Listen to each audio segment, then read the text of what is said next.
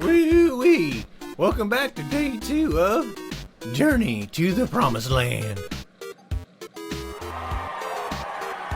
We're happier than a tick on a fat dog's ear that y'all are back. In our last adventure, Francisco and I were trying to work our way back from the past to our current time now. Spoilers, we made it back. Oh man, Francisco, you ruined... How do they say it? The drama of the moment? Cletus, my friend, I think the kids will have figured it out since we are back here now safe in your lab. I guess you're right, Francisco. This time travel stuff is your thing.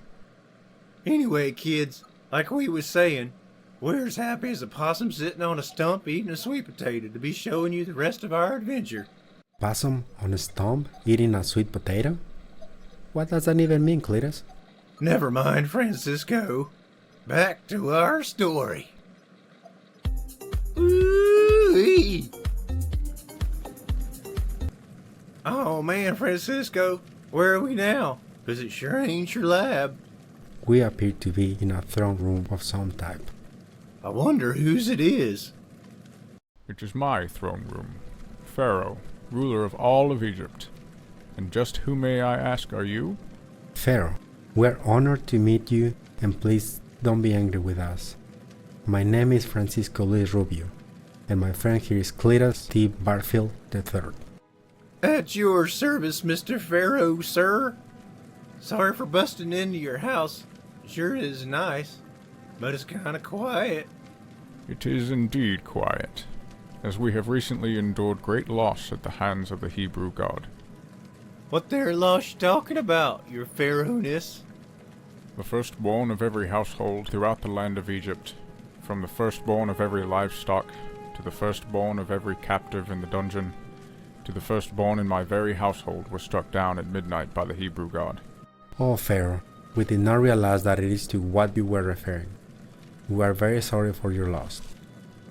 Not to mention the 9 plagues that preceded this. It all began when I refused to allow the Hebrews to go and serve their God in the wilderness, and the water of the mighty Nile was turned completely to blood. When I continued to refuse, there was the plague of frogs, the plague of gnats, the plague of flies, the plague when all our livestock died, You think you get the point? the plague of boils, the plague of hail, the plague of locusts, and the plague of darkness.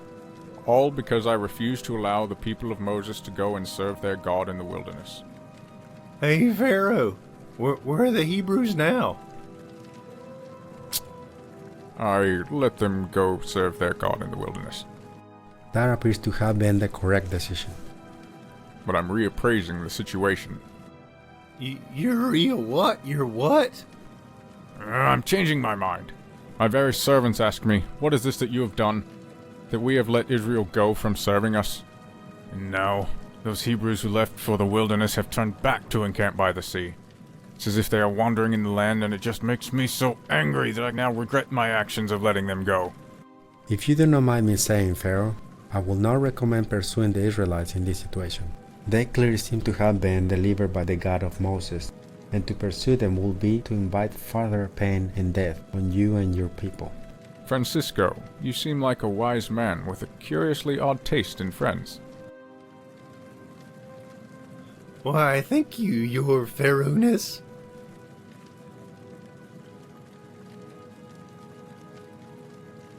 But I am simply too angry to let this slight on my kingdom and my authority go unpunished. Mark my words. Those Hebrews will feel the wrath of Pharaoh's army of chariots and horses. In those I can truly place my trust. Servants, ready my horse and my chariot and my army. It's time we teach those Hebrews a lesson. Cletus, I think that's our sign that it's our time to leave. Sounds good to me. I'll fire old Juanita up and we'll be out of here faster you can burp the national anthem. You truly are a strange man.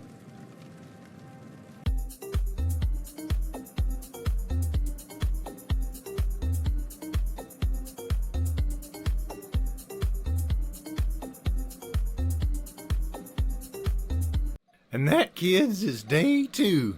What a hoot. Indeed, Cletus. Kids, I hope you saw how Pharaoh's heart was being hardened. And what you didn't see in today's adventure, but will you hear about in your lesson, is how Pharaoh's anger caused the destruction of him and his army. Sure shooting, Francisco. And another thing's for certain is that if we're not careful, our hearts can be hardened just like Pharaoh's. See, Well, kids, that's all we have time for today.